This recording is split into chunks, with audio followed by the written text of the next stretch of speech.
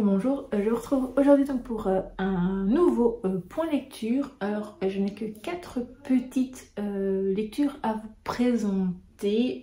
Donc il y a, comme vous l'aurez vu dans le titre, il y a donc un récit de vie donc de Grand corps malade avec patient.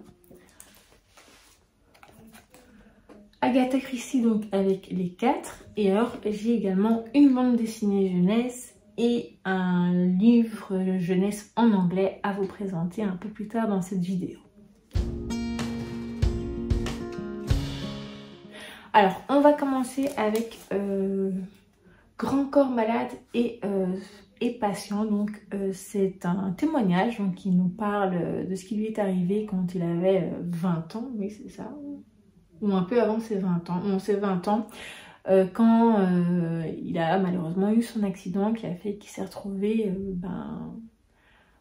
paralysé, et il parle dans ce livre, dans son témoignage, de son évolution, de comment ça se passe dans les centres de rééducation, etc. Et je trouvais ça très intéressant, comme vous avez pu le constater, j'ai mis plein de petits post-it. Voilà, bon, moi évidemment, vu que je suis en chaise roulante, il y a des choses que je sais, mais je suis pas paraplégique ni tétraplégique. Moi, je suis en chaise roulante suite à une maladie dégénérative donc musculaire. Donc voilà, c'est pas du tout la même chose, mais c'est vrai qu'il y a des choses, des pensées, etc. qui me suis retrouvée un peu dedans.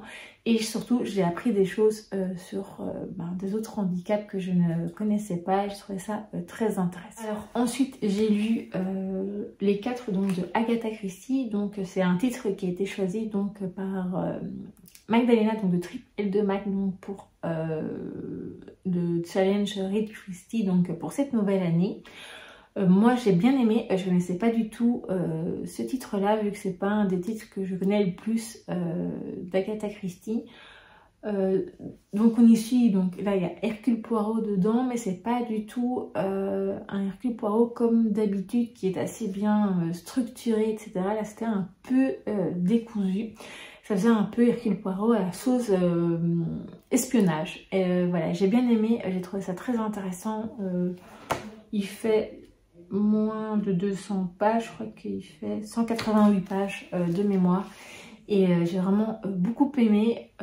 Voilà, donc c'est vrai qu'il est un peu décousu. Ce n'est pas le côté très rangé, très logique, un peu habituellement de Hercule Poirot. Mais bon, il y a quand même beaucoup de choses en commun avec d'autres enquêtes. Sauf que là, c'est un peu plus espionnage. Voilà. Alors, côté donc lecture jeunesse, j'ai lu donc une bande dessinée. C'est donc Alia, donc le tome 1, La chasseuse de fantômes, voilà, que j'ai vraiment bien aimé. Je trouve les illustrations très jolies, elles étaient très type manga, et l'histoire était très intéressante. Donc c'est une Alia qui se retrouve plongée dans un nouvel univers suite au décès de son grand-père. Et voilà, moi j'ai bien aimé découvrir comme ça, je ne connaissais rien du tout. L'histoire est très très bien, voilà, alors un peu ce côté, un peu comme vous pouvez voir sur la couverture, un peu avec des oreilles de chat. Bon bah voilà, j'aurais bien une fois de temps en temps des oreilles de chien ou un truc comme ça, ça changerait un peu, mais bon, ouais, j'aime bien les chats aussi, hein. Et voilà, donc j'ai bien aimé cette lecture, et j'espère qu'il y aura un tome 2. Alors évidemment, je l'avais dit dans mes objectifs de cette nouvelle année, je voulais continuer mes lectures en anglais. Donc là, je continue avec des albums jeunesse pour l'instant. Et donc là, c'était celui donc sur la biographie donc de Taylor Swift. Donc c'est les Little Golden Book donc de Disney. J'ai vraiment bien aimé. Voilà, ça c'est du... Bon, c'est pas hyper compliqué non plus. Les illustrations sont très jolies, et j'ai appris quelques petites choses. Voilà.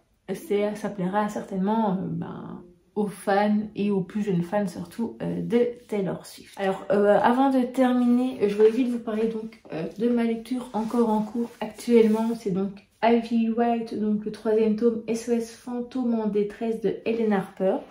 Voilà, je suis presque à la moitié.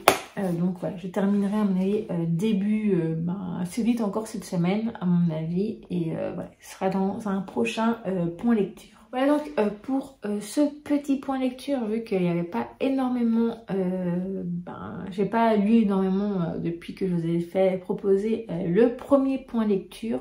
Je pense que cette vidéo sera toujours aux environs, les points lecture sera toujours aux environs du 14, 15 ou 16 de chaque mois et à la fin du mois, si possible, le dernier jour du mois ou comme aujourd'hui, le premier du mois suivant. Voilà, j'espère que cette vidéo vous aura plu. N'hésitez pas à me parler de vos dernières lectures et je vous dis à très vite pour une nouvelle vidéo.